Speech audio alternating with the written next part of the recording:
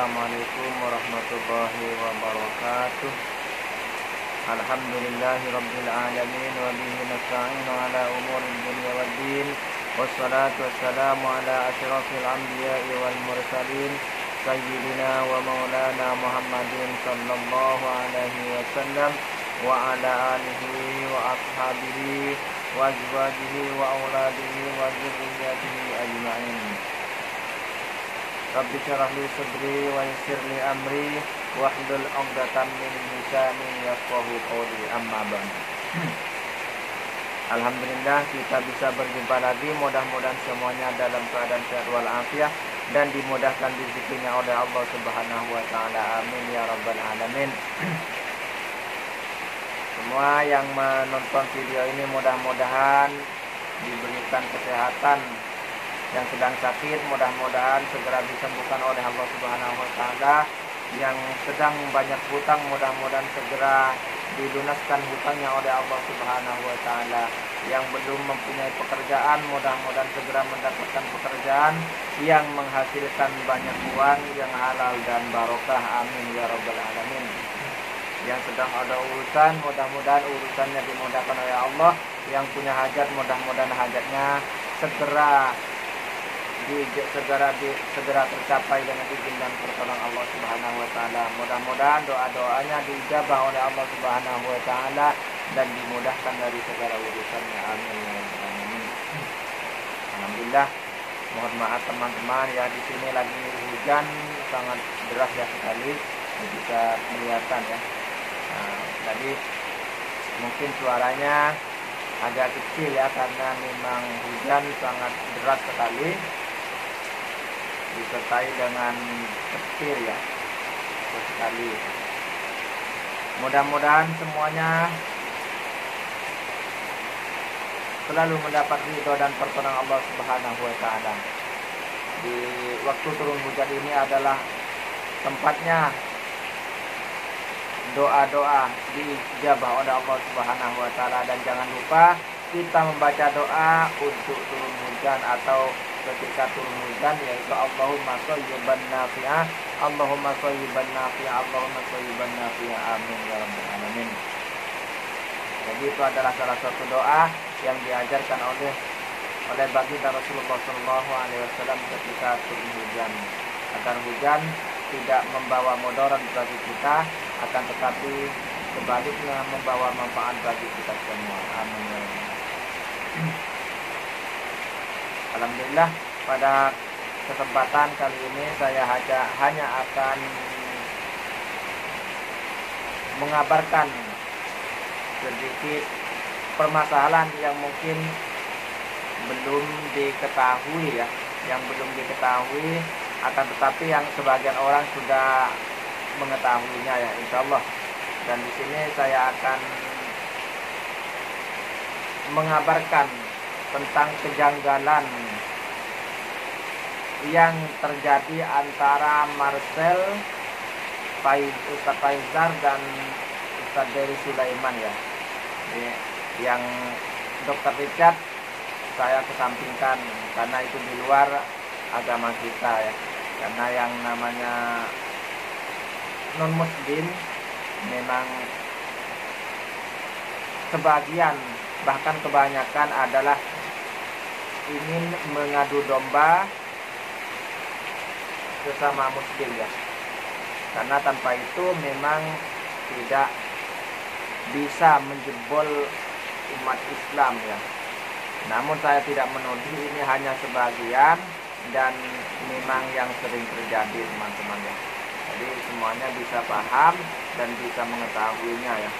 Namun untungnya di sini Indonesia yang mayoritas muslim atau Islam, yang memang di dalam agama Islam adalah rahmatan lil alamin, sehingga agama-agama non muslim pun masih tenang. Bahkan sebagian memang masih dibela karena sebagai persaudaraan ya, agar negara ini tetap utuh.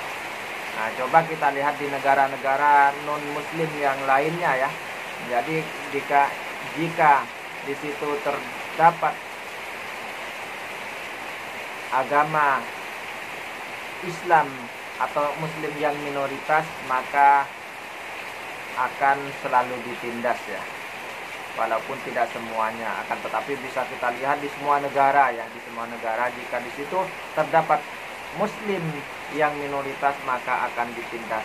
Akan tetapi berbeda dengan negara muslim yang agama lain minoritas ya, insya Allah tetap aman ya. Itulah Indonesia, negara kesatuan Indonesia yang sebenarnya memang cinta damai. Walaupun memang banyak orang yang sengaja merongrong negara kita untuk menghancurkannya, karena kesuburan Indonesia akan direbut oleh orang-orang luar Indonesia. Makanya di sini saya selalu berpesan ya, selalu berpesan di berbagai video ini, hentikan kekacauan-kekacauan yang ada di Indonesia, janganlah menambah kekacauan-kekacauan lagi ya.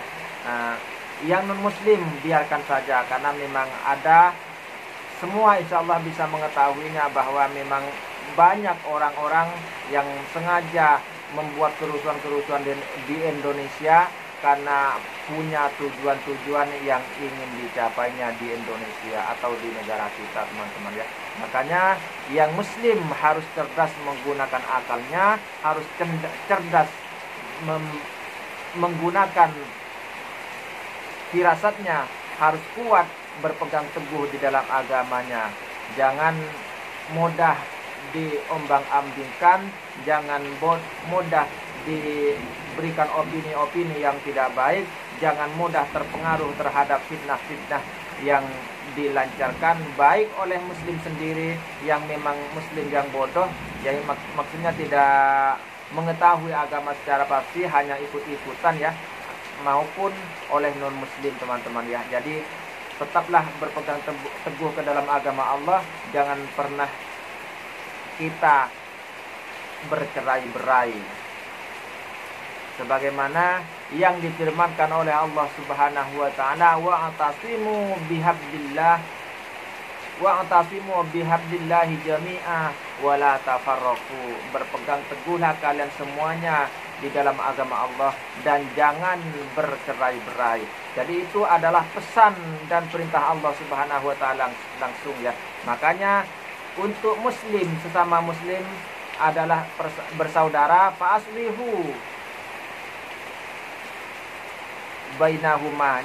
Jadi jika ada seseorang yang bertikai, maka tugas kita adalah mempersatukannya, bukan dengan cara memperuncing. Akan tetapi yang paling pasti kita harus menjelaskan hukum-hukum dan mudarat-mudarat dan juga manfaat-manfaat yang ada di dalam tersebut, teman-teman ya. Jadi jangan sampai kita mengadu domba. Makanya di sini saya akan mengatakan kejanggalan yang terjadi di antara Faizar dan juga Dery Sulaiman ya, bersama Marcel. Kenapa saya katakan di sini ada kejanggalan? Karena dua orang ini, yaitu dua orang ustadz ini, Dery Sulaiman dan juga Faizar ya, berada di mempunyai pendapat seperti Wahabi ya, boleh jadi. Dan walaupun sebenarnya Faizar ini yang saya ketahui adalah Muhammadiyah ya. Muhammadiyah memang agak mirip dengan Wahabi, prinsipnya agak mirip dengan Wahabi, agak keras-keras sedikit begitu ya. Agak keras-keras sedikit, akan tetapi tidak sampai mengkafir-kafirkan, tidak sampai menyesat-nyesatkan orang. Jadi beda pendapat itu wajar, akan tetapi memang ada sedikit perbedaan dengan Nahdlatul Ulama, yaitu wajar saja. Dan dua kelompok ini, yaitu NU dengan Muhammadiyah, adalah sayap bagi Indonesia tercinta.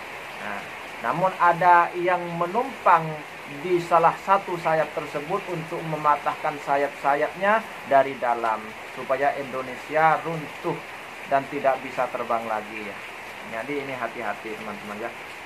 Jadi ini sekarang kita bahas sedikit saja agar video ini tidak panjang durasinya ya. Jadi di sini ada kejanggalan ya, dan ada keanehan karena dua ustadz ini adalah Wahabi atau Salafi ya, yang sejatinya Wahabi, ulama atau Ustadz Wahabi ini sangat keras luar biasa, dan kita lihat bersama bahwa pernah mengkritik kitab-kitab ulama salaf yang luar biasa dengan cara menyesatkan, dengan cara mengatakan sihir dan sebagainya. Akan tetapi anehnya di sini kenapa berdampingan dengan Marcel ya. Sedangkan Marcel sendiri adalah pesulap, dan sulap itu sendiri adalah sihir, dan itu dinyatakan langsung oleh Allah Subhanahu wa taala di dalam Al-Qur'an ya. Silakan kalau ingin penjelasannya lihat video saya sebelumnya yang mengatakan sulap adalah sihir atau sya'wazah dalam bahasa Arabnya. Dalam bahasa Arabnya sulap itu adalah sya'wazah atau sa'badah. Sya'wazah atau sa'badah. Itu sulap ya. Dan itu adalah sihir menurut Al-Quran. Silakan disimak sampai tuntas ya, siapapun Anda, baik yang pendukung Marcel, karena memang sebelumnya belum mengetahui bahwa sulap itu adalah sihir, maupun yang bukan pendukung Marcel ya, silahkan dilihat dan ditonton sampai selesai teman-teman ya. Ditonton sampai selesai, mudah-mudahan bisa paham ya. Jadi sulap itu adalah sihir, apapun alasannya, karena untuk hiburan atau apa, memang sihir yang dijadikan hiburan. Jadi dulunya pada zaman Nabi Musa atau zamannya Fir'aun sama seperti itu. Akan tetapi sekarang berbeda, sulap atau sihir yang seperti itu dijadikan mainan. Jadi itu sama-sama sihir yang haram untuk mempelajarinya, dan juga haram untuk kita sebagai media hiburan ya, karena itu adalah ilmu sihir ya. Jadi di sini adalah kejanggalannya. Kenapa yang seharusnya dua ustadz ini sangat keras ya, bahkan bukan hanya mengharamkan, juga mengkafirkan. Di sini yang sudah jelas-jelas oleh Allah Subhanahu wa taala difirmankan sendiri, malah dirangkul. Jadi di sini aneh teman-teman ya. Jadi saya hanya ingin menyampaikan di situ seperti itu ya, hanya menyampaikan itu karena memang terjadi keanehan di sini ya. Jadi ada apa, dibayar berapa, kan begitu teman-teman ya. Jadi memang kalau kena uang, siapapun bisa bengkok ya, siapapun bisa berubah tujuan ya teman-teman ya. Makanya kita harus selalu berhati-hati. Jadi ini adalah PR buat teman-teman semuanya ya. Ini adalah PR. Tapi jangan suudon, jangan berburuk sangka. Kita harus berhusnudon. Mungkin dua ustadz ini ingin membawa Marcel ke ke tempat yang lebih layak mungkin. Nah, kita lebih baik berbaik sangka mungkin ya. Mungkin ingin mendapatkan Marcel supaya bisa meninggalkan sulap. Akan tetapi keanehan lagi di sini, kenapa kalau memang benar tidak menjelaskan bahwa sulap itu adalah sihir, dan itu bukan perkataan ulama, bukan perkataan orang awam seperti kita, namun itu sudah jelas sebagai nas dari Al-Qur'an. Jadi tidak perlu ada bantahan, karena memang ini adalah jelas dicatat langsung oleh Allah di dalam Al-Qur'an. Jadi tidak perlu kita bantah. Kalau kita merasa seorang muslim, apapun alasannya karena ini hiburan atau apalah, tetap saja otomatis kita telah membantah firman Allah. Dan sekali lagi, setelah terjadi seperti ini, iman kita harus dipertanyakan. Dan silahkan koreksi rukun iman kita. Rukun iman ada berapa? Silahkan dipelajari. Silahkan dicari di kakek Google ya.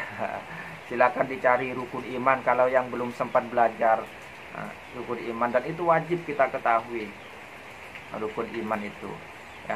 Jadi jangan sampai satu ayat pun kita ingkari, karena mengingkari satu ayat saja kita telah jatuh kepada kekufuran, dan keislaman kita boleh saja keluar walaupun tidak secara total ya. Nah, itu harus diketahui oleh teman-teman semuanya.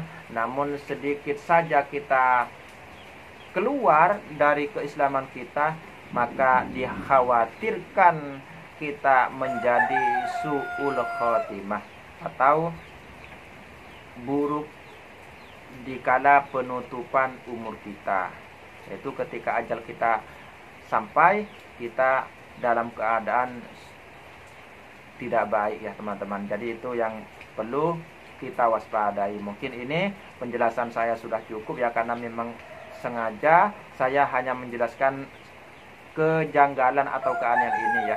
Jadi semuanya adalah PR, namun kita doakan mudah-mudahan Faizar, Sulaiman, dari Sulaiman ya, dan juga Marcel segera diberikan hidayah oleh Allah dan kembali kepada jalan yang lurus ya, dan menjalankan agama sebagaimana mestinya. Kalau memang tidak paham tentang agama, akui bahwa memang tidak paham. Jadi tinggal kalau misalnya ada yang bertanya atau ini itu untuk memancing, udah cukup katakan saya belum memahami tentang itu, saya tidak sampai ke situ pemahaman saya, udah, atau saya tidak tahu tentang itu, udah beres ya. Daripada seperti Marcel yang nguceh seperti burung, sedangkan dirinya sendiri tidak paham tentang agama ya, bukan jalurnya di bidang dakwah, malah nguceh tentang agama ya. Jadi itu keanehan, dan itu adalah bisa membawa kekufuran baik untuk dirinya sendiri dan juga orang lain. Ini jelas ya. Sedangkan yang dikerjakan sendiri adalah pelanggaran, semuanya pelanggaran di dalam agama, masih membawa-bawa agama, namun masih menuduh orang lain mengatasnamakan anak agama, padahal dirinya sendiri yang mengatasnamakan agama yang sudah benar-benar dilarang di dalam agama, malah diterjang kuat-kuat ya. Sudah saya bahas di sebelumnya ya, bahwa sulap itu adalah sihir dan berbagai pelanggaran Marcel di dalam agama. Dan itu semuanya haram, tidak ada yang baik ya, tidak ada yang baik. Walaupun ada hanya sedikit, sebagaimana arak di dalam Al-Quran itu dilarang bukan tanpa manfaat sama sekali, akan tetapi manfaatnya lebih sedikit daripada mudorotnya atau bahayanya ya. Sama seperti Masir, karena memang di dunia ini mungkin tidak ada yang tanpa manfaat, semuanya ada manfaatnya, akan tetapi yang harus kita bandingkan adalah lebih besar mana manfaat dengan mudorotnya atau bahayanya, begitu teman-teman ya. Jadi ini adalah pertimbangan bagi kita semuanya sebagai seorang muslim ya. Jadi tidak perlu kita ikut-ikutan, dan kita harus cerdas karena kita punya pedoman. Kita punya pedoman sendiri, dan Al-Quran jangan diakali, tapi akal kita yang harus diikutkan ke dalam Al-Quran, kepada Al-Quran. Karena Al-Quran adalah imam kita, maka Al-Quran jangan diletakkan di bagian belakang kita. Akan tetapi yang namanya imam harus ada di depan kita, begitu ya teman-teman ya. Mudah-mudahan ini sudah cukup, dan saya akhiri dengan doa kafarat majlis. Ghufranaka subhanaka Allahumma wa bihamdika asyhadu an la ilaha illa anta astaghfiruka wa atubu ilaika. Wassalamualaikum warahmatullahi wabarakatuh.